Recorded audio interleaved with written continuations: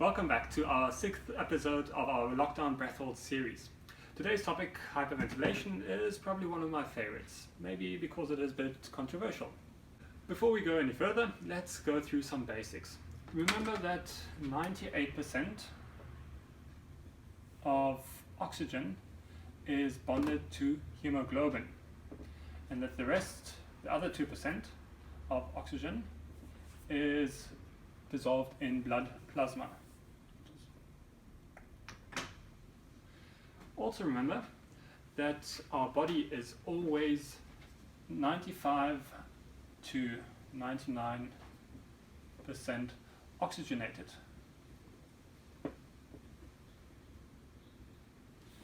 So if we have healthy lungs and healthy blood, our body is always fully oxygenated. On the other side, we have CO2, carbon dioxide. Whenever the body uses oxygen, carbon dioxide is produced, and that is carried by our blood back to the lungs, and we exhale it. Alright, so what is hyperventilation? The most simplest definition is breathing too much, overbreathing. Another way of looking at it is that we exhale more CO2 than our body can produce. We overbreathe, over, and ventilation, breathing. What this looks like is either very quick shallow breathing or big inhales and big exhales.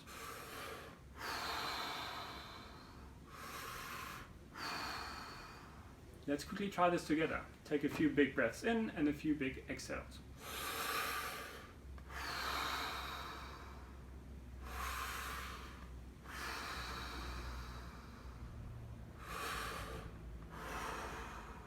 Do you feel any of the common symptoms for hyperventilation? Dizziness, lightheadedness, tingling and sensation in the hands and the face, and numbness of the limbs, and hopefully not unconsciousness or blackout. What happens in the body when we overbreathe? The most important function is that we flush carbon dioxide out of the body.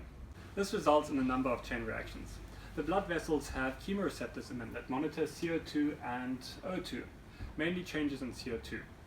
When CO2 increases due to breath holds or exercise, the chemoreceptors pick up this increase. They then send signals to the brain, which then sends signals to the breathing muscles to tell them to take a breath or to increase the rate of breathing. So, therefore, reducing the levels of CO2 in the body delays that urge to breathe. This might sound like a great idea for freedivers, but CO2 has a big influence on the pH level of your blood. If I draw the acidity scale, this is 7, neutral. This is 0, acidic, and this is 14, alkaline. Normal pH level for the blood is here, 7.35 to 7.45.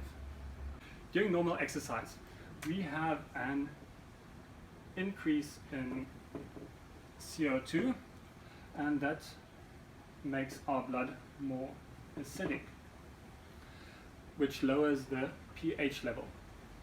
During hyperventilations, we have a decrease in CO2, which makes the blood more alkaline. Why is this important? Because of the Bohr effect. Let me explain. The pH of the blood influences the strength of the bond between oxygen and hemoglobin. Let me quickly draw that. So, if we have an increase of CO2, that equals a weaker bond between oxygen and hemoglobin. If we hyperventilate, we reduce our CO2, which makes it more alkaline. That increases the strength of oxygen and hemoglobin. Hyperventilation therefore increases the strength between oxygen and hemoglobin. Less CO2, more alkaline, stronger bond. That means even though our body is fully oxygenated, because of the strengthened bond of oxygen to hemoglobin, the oxygen does not release into our heart, into our muscles, into our brain. We are ultimately starving the body of oxygen until we can decrease our blood pH again to normal. Thirdly, hyperventilation leads to cerebral vasoconstriction. Your blood vessels leading up to the brain and in the brain constrict, leading to cerebral hypoxia, hence the dizziness or even blackout. And fourthly, hyperventilation leads to vasoconstriction of the blood vessels in your skin.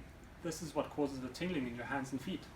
And fifthly, during hyperventilation, there is a marginal increase of O2 dissolved in the blood plasma because of higher partial pressure of oxygen in the lungs. By now you might be thinking, why do I dedicate an entire video to this topic? How does this relate to freediving? Well, let me tell you.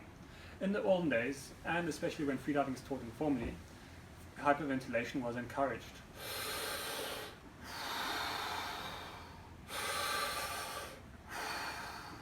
Do this.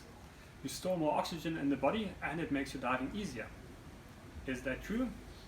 Yes, but in freediving those reasons are cause for concern. In other words, it's dangerous. As we saw earlier, hyperventilation can dissolve a bit of extra oxygen in the blood plasma. And remember, hyperventilation also increases the strength of the bond of oxygen and hemoglobin, which means oxygen is not released into the cells where they are needed. And it does make the dive feel easier because we are flushing CO2 from the body, which delays the urge to breathe. The trade-off here is that you can have a very comfortable dive, but that you become hypoxic without the need to breathe, and that you can have a blackout with no or delayed urge to breathe. But Stefan, I saw on the internet that this or that famous freediver hyperventilates before they do a max attempt. What about the pros? Do they hyperventilate? I would like to say no, but you would very quickly be able to prove me wrong. The only discipline that top athletes regularly hyperventilate in is static. I will not go into the details of why they do it. We will have a link to a Freediving Cafe interview with Mat Malina, where he explains why many of the top freedivers hyperventilate during static attempts. I still do not recommend this. We have to remember and accept that this is done by highly trained top athletes during record attempts in very controlled environments. For the purpose of the freediving we practice, it is not advisable and it is dangerous. So how do you know that you are hyperventilating? You need to recognize the sensations and certain situations. Active swimming, seeing a whale and trying to chase after it, suddenly seeing a shark, so exciting or dangerous situations, any situation that will increase your rate of breathing or change it from what we normally do. If you need a reminder, check out episode 1, Breathing for Freediving. So let us talk a bit about the Wim Hof Method. For those of you that don't know about him, he's the Iceman. He holds around 20 world records, but who's counting?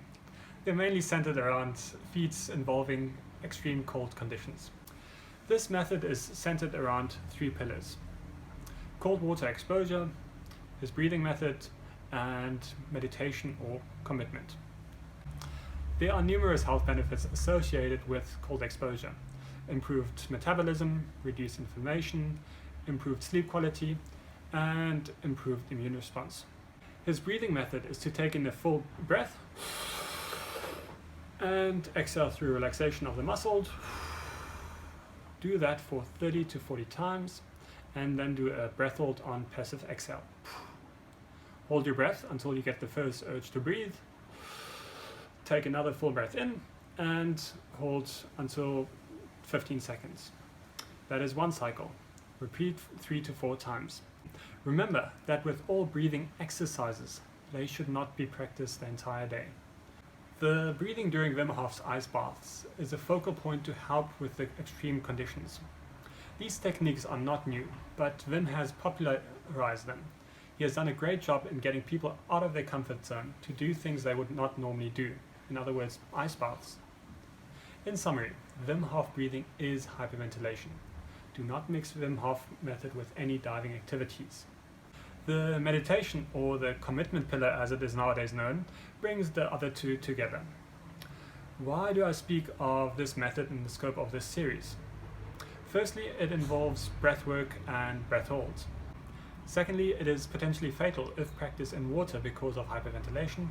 And thirdly, it accustoms the body to low levels of CO2, hypocapnia. It acclimatizes you to have easy breath holds.